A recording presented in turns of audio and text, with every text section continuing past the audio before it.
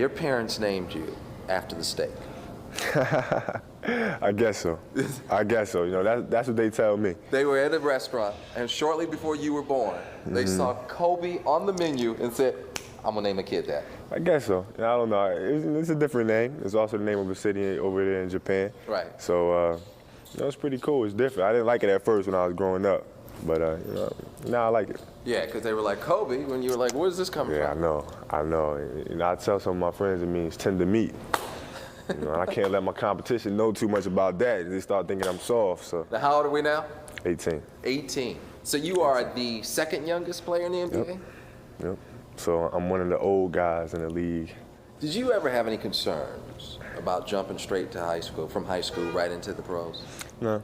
No? No. I mean, I had people around me, you know, since 9th grade, because I knew that this is something that I wanted to do, or something I was considering since that time.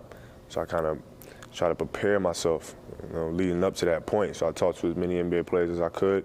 I had my father there. So basically, when it came time to make the jump, I knew what I was getting into. You know, it wasn't a blindsided decision. I knew that I could make the move, but going through the high school season, my senior year, I knew what I wanted to do, but I had to make sure that I was 110% sure. Because once you make this type of decision, you know, there's no turning back. So I didn't want to have any doubts. Do you feel that skipping college in any way, shape, or form affected your game or the development of your game? I really don't know. I really don't know. I can only speak from my experience, you know, the experience that I'm going through now. And I think that, you know, I'm going through right now is going to help me in the long run. I have the opportunity to practice against guys like Eddie Jones, Shaq, Nick, Byron, and I'm able to learn from some of the best basketball players in the world. And on top of that, I'm doing something that I love. So. Where'd you grow up? I grew up in Italy, but actually I was born in Philadelphia. That's right, you speak fluent Italian. I speak a little bit of Italian. Well, I heard it was fluent. Now it's gone from fluent to a little bit. It's funny because I haven't spoken Italian for about 3 years now. You know, because since I came back to America, and you know, my sisters and I speak it sometimes. But I have a basketball camp over there this summer. I'm looking forward to going back over there because you can speak it a little bit for about a week, then you can pick it right back up. So. Okay, go ahead and lay some on us. Ciao, come stai? Sono Kobe Bryant, gioco per i Los Angeles Lakers. There you go. There you go. There you go. You heard it. I know exactly what he said. What'd you say? Nah, I basically said I'm Kobe Bryant, and I play for the Los Angeles Lakers. I put that together. So I understand you're into video games as well? A little bit. A little bit. Play NBA Live 97. Yeah, that's cool. That's your big game? Yeah. Well, my father is a really, really big fan of the game. Yeah. And I come home from practice or from the game, he'll be in my room playing the game. I'm like, Dad, what are you doing, man? I gotta take a shower, I gotta go to sleep. He's sitting there, oh, hold up, one more quarter. My dad's a real big fan of it, but I try to play as much as I can too. How about your mom? My mom's great. I love my mother. I love my mother to death. She's always there for me. Keeps me going. She's extremely hard worker, and I love my mother to death. Yeah. Cool. Why were they in Italy? Well, my father played professional basketball over there for 8 years. So myself, my mother, and my 2 older sisters, her name is Sharia, and another one is Shea, 20 and 19. You know, we went over there and moved with my father. I started first grade over there, went to Italian school, and I think that helped us bond together even more because we know how to speak the language when we first went over there. So we didn't have anybody to rely on but ourselves. Who are some of the players you admire? Well, growing up, I really admired my father. That was a player that I was closest to. Being over in Italy at that time, NBA basketball wasn't that big internationally. So you know, the only team we ever heard of really was Showtime, the Lakers. So I was a big Magic fan. Now, what does that mean? Because some of these guys that you grew up admiring, you're playing up against. Yeah. I mean, sometimes that has to blow your mind?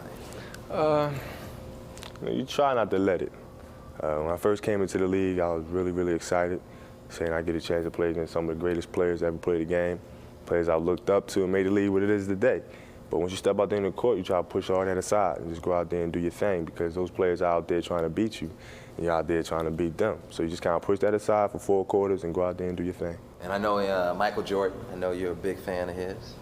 Yeah, what was that like the first time you played against him? It was cool. It was cool. You know, I enjoyed myself. It was the ultimate challenge going up against Jordan. That's something I really, really look forward to. And I look forward to hopefully doing it some more in the future. You feel good about being here in LA? Yeah. Oh, yeah. I mean, it's nothing like LA. You can't beat the weather.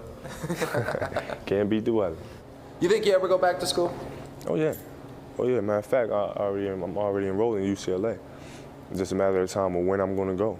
I don't know if that was ever public, and maybe I didn't pick up on it. Yeah, well, it's just basically a personal challenge, I guess you could say. I want to have children, and them looking up to good old dad. I'm telling them to get an education and go to school. They can look at me and say I never went to college. That's something that I don't want to happen. So. When you talk about having children, what other things do you see in your future that you like to do? Right now, pretty much, I just try to keep everything focused on basketball right now. But if you're looking on later down the line, I want to get married. I want to have some healthy kids, and I want to be able to raise my family the way my parents were able to raise myself and my two older sisters. You set goals? Always. Always? Always. When you're young, you really don't understand what goals are. You just say, okay, I want to get this move down pat. So you work on getting that move down pat, then you work on another one. Then you have a goal of dunking, then making your high school team. So you just kind of set goals as you go on. Then you might go to a basketball camp and you hear people talking about goals, and you kind of say, hey, well, I've been doing that all along. Maybe that is going to help me in the long run. So then you start setting some more goals. And once you accomplish that, you knock it down and keep moving on. You happy with your game? No, I'm never happy. Never happy. There's always little things that you can do better. Especially right now, coming into the NBA, it's a big jump. So you really have to keep on improving yourself on a daily basis. Keep trying to learn something new. Because in the NBA, you have a lot of games, a lot of practices, and you're not going to feel healthy every practice. You're not going to be able to run as hard as you possibly can every practice. So you just basically try to learn as much as you can during those times. Even when you get to that point, you gotta keep on moving. Because there's always somebody out there who's working just as hard, if not harder, than you are. How do you deal with your early success? Just keep on moving. Right now, since this has been a goal that I've been reaching ever since I was 9th grade, just get to the NBA. Now that I've accomplished it, it's kind of like, okay, I've done that. Now it's time to set another one. So it's pretty much everybody that was around me didn't expect me to do that. So in everybody's eyes, I guess it's a real big deal, which it probably is when, once I get 40 or 50 and I look back. But right now, it's something that I knew that I could do. I just had to work for it. So since I've accomplished it, it was just basically something that I was just like, okay, I've done what I knew I could do. Now, when guys are on the court out there, and I've asked a number of the guys this, are you guys talking stuff to each other when you're out there playing and competing? Sometimes. Yeah? Sometimes. In practice, it happens a lot. Practice is a lot of trash talking going on. But during the game, I've heard it some. But, throughout the major part of the season, I haven't heard that much. How'd you come up with your number? Well, I was playing as a high school tournament, and my number was 143. And that was the best week I've ever had playing basketball against a top-notch competitor, so I just basically added them up and came up with my number, which is 8. Playing at a international camp, okay. You have over 220 people there.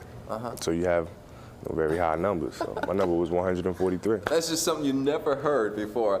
143 143. Yeah, I know, right? I'm sure that will be retired one day. Number 8. I hope so. Yeah, you say, yeah, I hope so. All right, man, it's good to chat with you. Thank you very much. Pleasure. You got it. Kobe Bryant.